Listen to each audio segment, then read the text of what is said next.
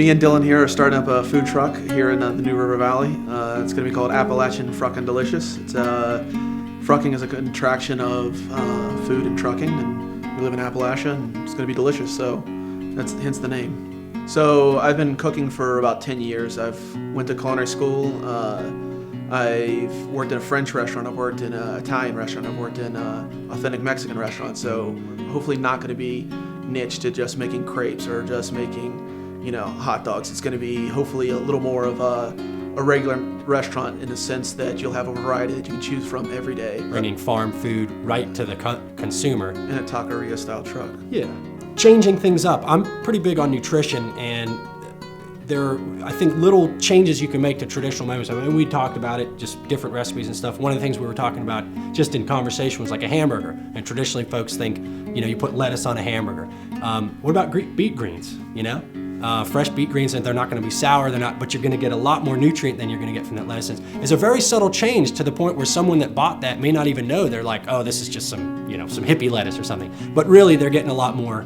And we want to try and bring that to everything, cooking it so that it doesn't lose its nutrient, doesn't lose its flavor. They think that they're coming to get a hamburger and French fries, and then it turns out that the hamburger's got beet greens and it's actually buffalo meat, and and it totally changes their concept of what this hippie food or what this organic or natural or nutritional food can be. Well, one thing is, like, you hear organic, you think organic means it's raised without any chemicals, but you don't think that maybe your organic lettuce came from California when you can be having organic lettuce from 5 miles down the road. There may be one or two restaurants in the country, if I can think off the top of my head, that walk out back behind the restaurant and slice the asparagus and slice the lettuce and come back and give you a plate, but that's not really common. Well, it's more common to happen in a restaurant. I don't know of it happening in a food truck.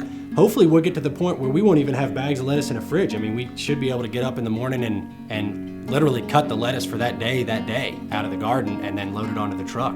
Every time you come, hopefully there'll be something you hadn't had before, is the idea. We're lucky in the fact that we have a buffalo farm available to us. We have people that grow pork, chicken, beef.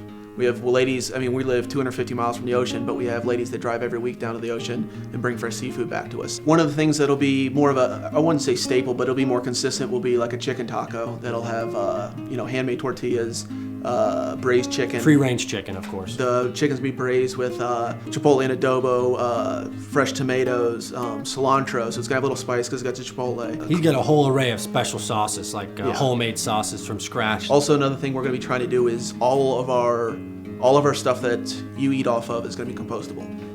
Everything's going to be biodegradable.